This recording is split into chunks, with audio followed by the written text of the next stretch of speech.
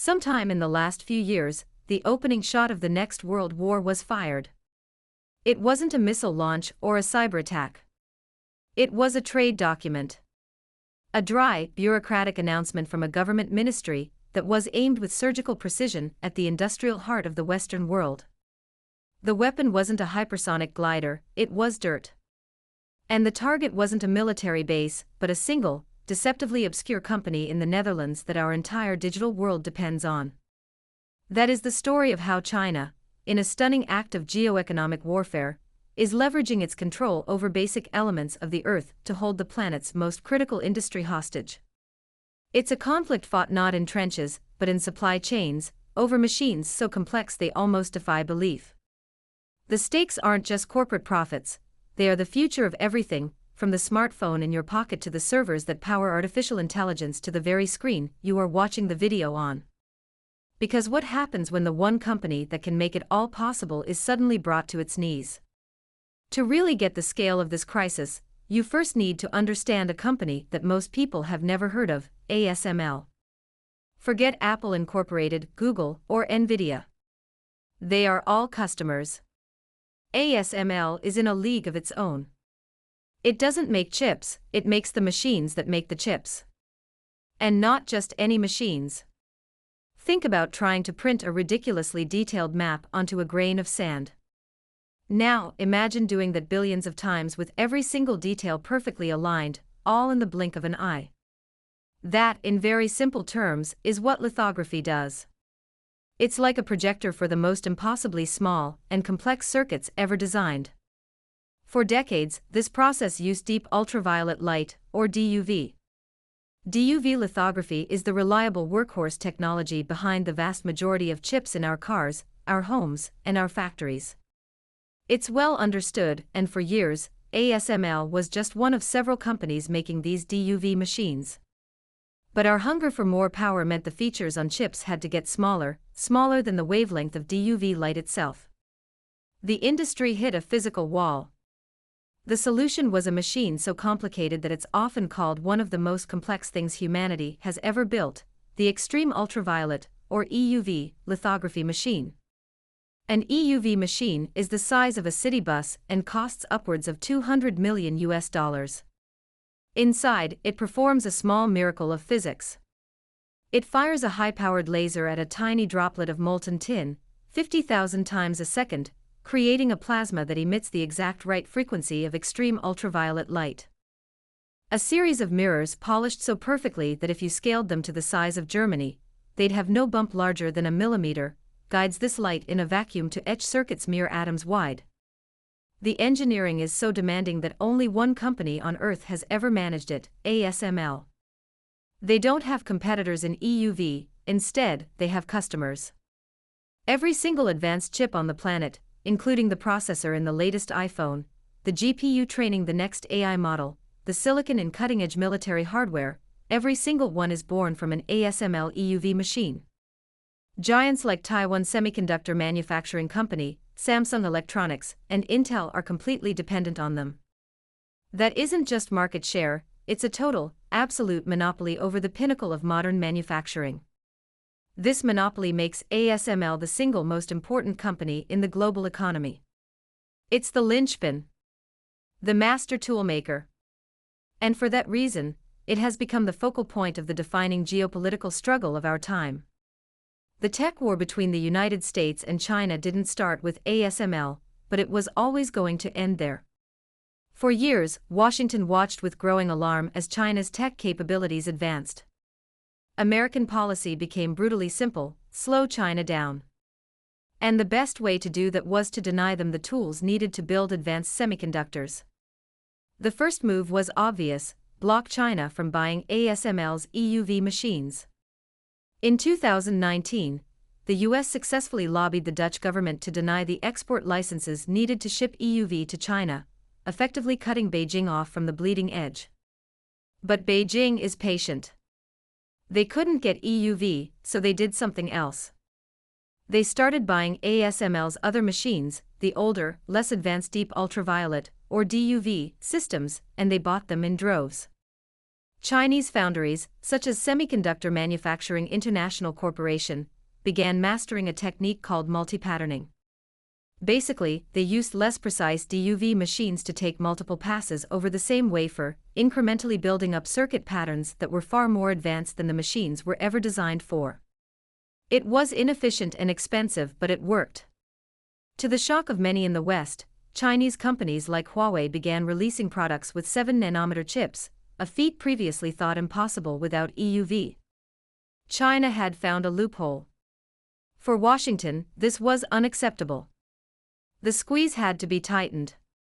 Starting in October 2022 and escalating through 2023, the U.S. Commerce Department rolled out aggressive new export controls. The new rules didn't just target EUV, they went after the advanced DUV machines that China was using to bypass the blockade. The goal shifted from just preventing China from acquiring new tech to actively degrading the capabilities it already had. That put ASML in an impossible position. Suddenly, the US was demanding that ASML cut off its biggest customer. The American squeeze was on. But Washington had made a critical miscalculation. They assumed China had no way to fight back on the same level. They were right. China didn't have its own ASML. But it did have something far more fundamental. China's response, when it came, was a masterclass in asymmetrical warfare. If the West were going to weaponize a technological choke point, Beijing would weaponize a geological one. In July and October of 2023, China's Ministry of Commerce announced new export controls on a handful of critical minerals, gallium, germanium, and certain types of graphite. Now, let's talk about a related group of materials, rare earth elements. The name is a bit of a misnomer. These 17 elements aren't that rare. What is rare is the ability to mine and refine them into the ultra-pure forms needed for high-tech manufacturing. The process is complex, expensive, and incredibly polluting. For decades, Western nations, unwilling to bear the environmental cost, effectively offshored this dirty work. As a result, China established a near-total global monopoly. By 2023, China accounted for nearly 70% of the world's rare earth mining, and almost 90% of the refining. It wasn't just market dominance, it was the ultimate strategic leverage. China's move to control gallium and germanium was a clear warning shot. These minerals are vital for semiconductors, and the new rules were a reminder to the West that supply chains run both ways. While ASML's core EUV mirrors are made of molybdenum and silicon, not rare earths, other components in its complex systems, such as high-performance magnets and optics, do rely on a global supply of these specialized materials. The message was clear: if the US continues to tighten the screws on technology, China can retaliate by squeezing the raw materials needed to build that technology in the first place. This move sent shockwaves through the industry. While non-Chinese sources of rare earths and other critical minerals exist, developing them to the scale and purity required would take massive investment and years of work. China had put the West in a box. The United States was pressuring ASML to stop selling to China, threatening a huge portion of its revenue. And now, China was showing its ability to threaten the raw materials ASML needs to build its machines at all, imperiling its ability to sell to anyone, including its most important customers like TSMC, Intel, and Samsung. The world's most critical company was caught in a pincer movement, squeezed from both sides by the world's two superpowers. China's mineral strategy wasn't just about retaliation. It was a calculated move designed to buy something precious: time. Time to build its own domestic semiconductor ecosystem and break free from Western tech dependence for good. It isn't just a policy, it's a national crusade, backed by staggering sums of money. The most visible sign of this ambition is Big Fund 3, a massive state-backed investment fund launched in May 2024 with a capitalization of about $47.5 billion, specifically targeting bottlenecks in the chip supply chain. Lithography, the ultimate choke point, is a top priority. The goal is clear: create a red ASML. So, how close are they? The reality is a mixed picture of surprising progress and huge limitations. The most well-known domestic player is Shanghai Microelectronics Equipment, or SME. In late 2023, SME reportedly developed a 28-nanometer immersion DUV machine. That was a significant milestone, but let's put it in perspective. That technology was state-of-the-art around 2011.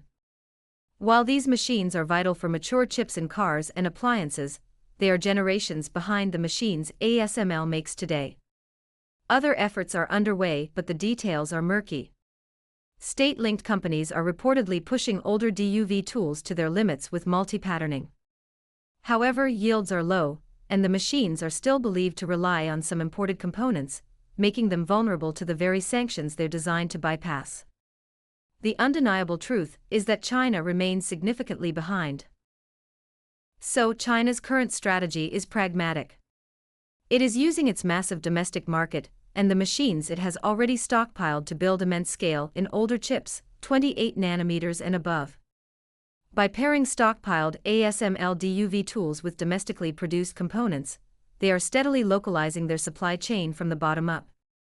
The goal is first to dominate the production of the world's everyday chips, securing a foundational market to generate the revenue and expertise needed to climb the tech ladder.